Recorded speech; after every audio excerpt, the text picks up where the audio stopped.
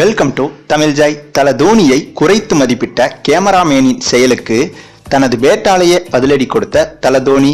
மேலும் கொந்தளித்த ரசிகர்களையும் அவரது சிரிப்பால் அடக்கிய நம்ம தல. அது என்ன தகவல்கள்னு விரிவாக பார்ப்பதற்கு முன்பு நீங்க இன்னும் நம்ம சேனலை சப்ஸ்கிரைப் பண்ணலன்னா மறக்காம சப்ஸ்கிரைப் பண்ணிக்கோங்க. கூடவே அந்த பெல் பட்டனை அழுத்த மறந்துடாதீங்க.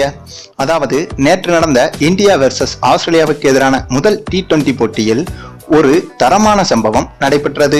சம்பவத்தின் போது தல தோனி ஒரு மெகா சிக்ஸரை பறக்கவிட்டார். அந்த பந்து மிக உயரமாக சென்றது.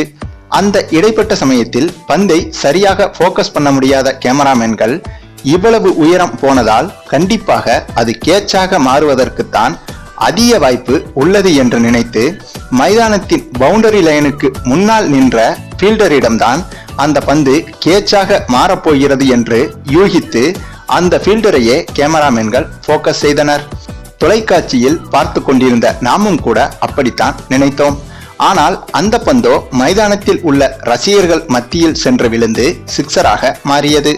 அதாவது கேமராமேன்களின் முட்டாள்தனமான இந்த செயலால் மைதானத்தில் உள்ள தல தோனியின் தீவிர ரசிகர்கள் ஒரு சில பேர் down down cameraman down down என்று கொந்தளிக்க தொடங்கினர்.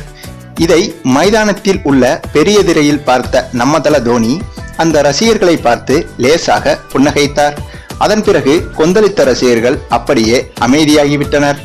கிரிக்கெட்டில் இது போன்ற கேமராமேன்களின் கவனக்குறைவு என்பது ஒரு வழக்கமான விஷயம்தான்.